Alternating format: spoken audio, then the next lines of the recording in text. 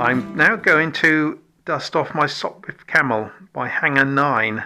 I have flown it, it's a lovely flyer, but seeing as how one of the members is bringing his DR1 up quite often now, I thought I'd get this one ready for flight. As you can see, it has a bit of a layer of dust on it.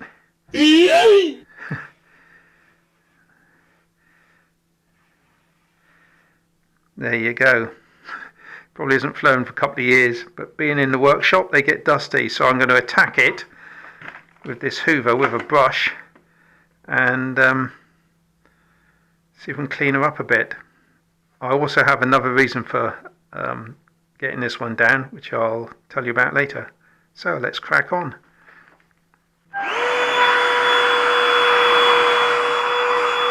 I always figured this model would look lovely stripped off and refinished in a less reflective finish. I'll get round to it one day, but for now it flies very well. A little bit rough here and there, as you can see, but I didn't realise it was quite as bad as this, I must be honest. Well, you can't tell because it's above your head. The underneath looks brilliant. Not the best way to get a model dust free, really. At an angle, that is.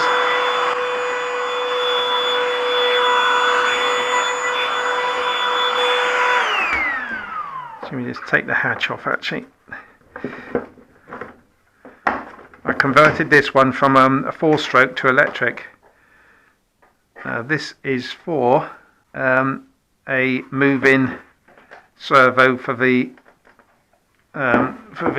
camera, onboard camera, which I've done a nice bit of video in with the camera in the cockpit, which looks rather cool.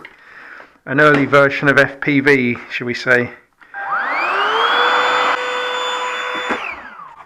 Those rubber bands deteriorated.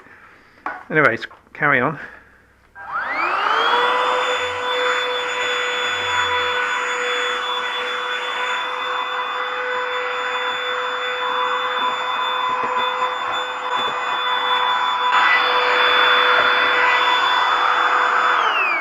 I'll have to get the sponge and water on it.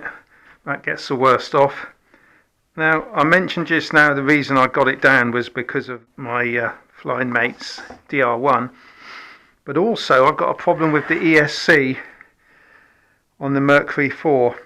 And I think this one's got a 60 amp in it, in which case I'm going to switch them out and see if I can isolate where the problem lies. Oops, caught that. The reason that weighs an ounce, the reason that's on there is to save nose weight, dead nose weight, and it looks rather cool. I think I'll need a screwdriver here. Let me fetch a screwdriver a minute. What a beautiful model this is. I can't wait to fly it again. Can't beat the early warbirds, can you? You really can't. Can't beat any of the early planes, actually. They're all full of style and character. Okay, that's in there. Let's just remove the cowl, see what we got. Alright. Not too much lead in there considering. Might want tightening up a bit as well, must rattle. So I've got a decent overlander motor in there, 4250. That one's a 4250. And that one's a 4250 06 6Y 06, yeah. So they're the same motor, except that one's got a 60 amp, this has got an 80 amp, which is a lovely great, which is what I want to put in that one actually. So I'll finish cleaning it all up, and then I'm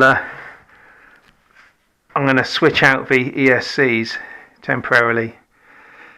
That's interesting, isn't it, how I did this? So there's a 4-stroke in there, and I had this big metal motor mount, which you can vary the distance of. So it was really quite easy. I think I did a video on it. Oh, there's another lump of lead there. Look. I did a video on the conversion. Did it on this very table actually. Did I? Have I got a date in this? Have I got a flyer's ID with a date? No, I haven't. So it's at least 2 years since it's flown. That's all rubbish. Okay, let me finish cleaning it up. Do you know why it's called a sock with Camel? Any guesses?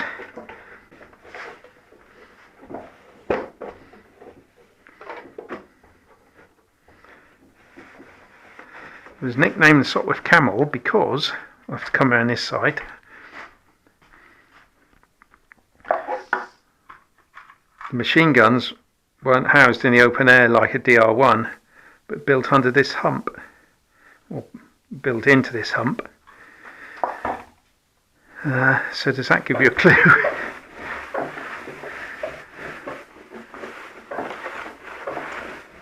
I'll go over it.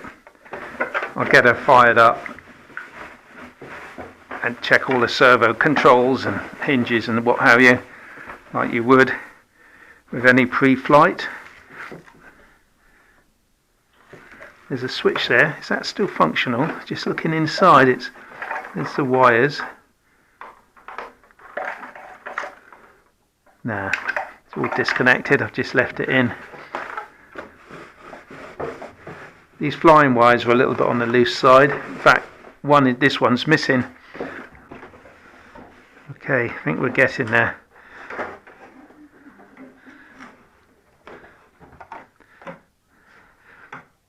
There's the pump. Did I fit that? I think I did. The pump for the pressurise the if you can see it, pressurizes the fuel tank, keeps the fuel running to the engine. I did read that the pilots wanted to make sure the engine wasn't going to cut. They wanted a visible pump, so they put it up there. I can't think what it's called. Let's just dry it off a bit.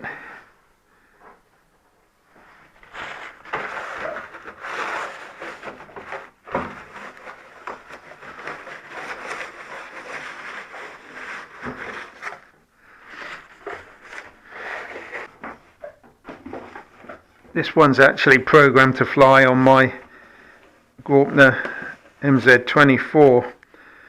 So while it's all down and that, I might sit and program it in for the Radio Master. Well, it's got a Graupner receiver in it. I think they can tune into Radio Master transmitter, so we'll find out. Okay, that's not too bad. So first off, I'm going to just try that experiment I'm going to try with the ESC, because I might have a faulty ESC in the Mercury.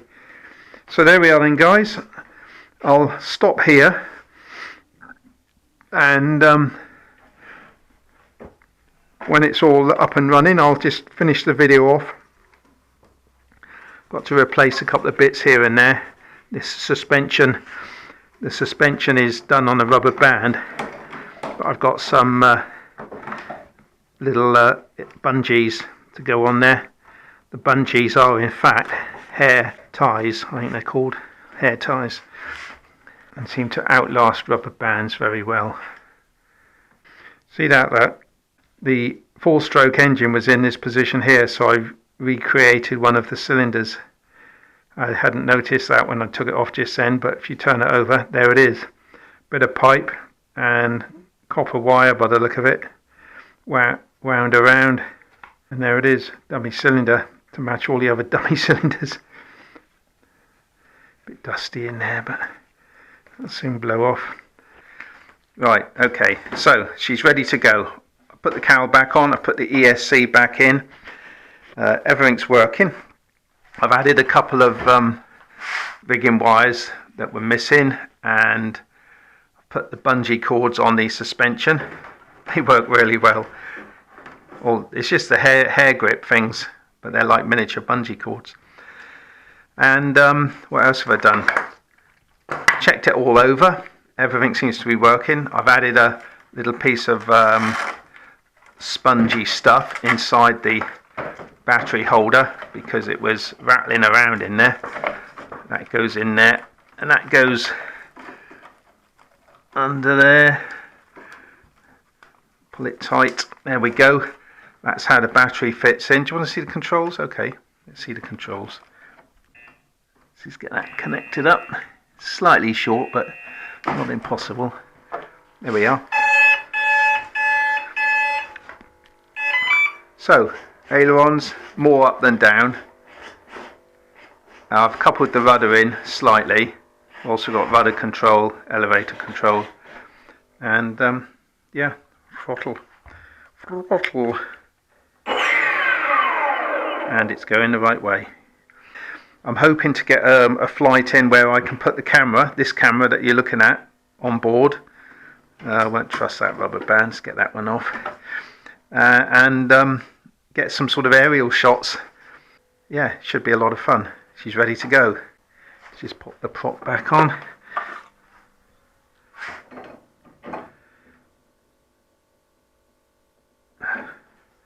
Not sure where the CG was. It's flowing on this anyway. Actually, tell a lie, it hasn't. It's flowing on bigger batteries.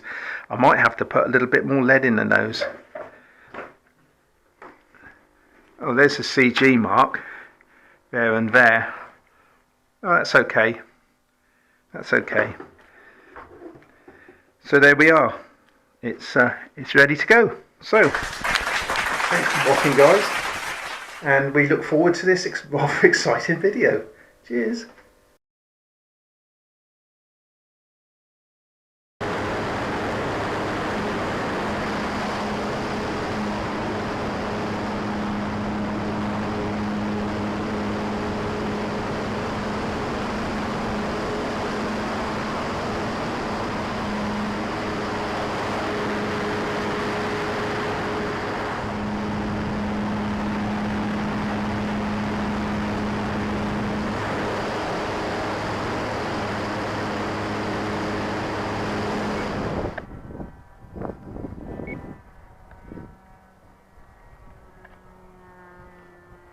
So I can keep it on its wheels this time.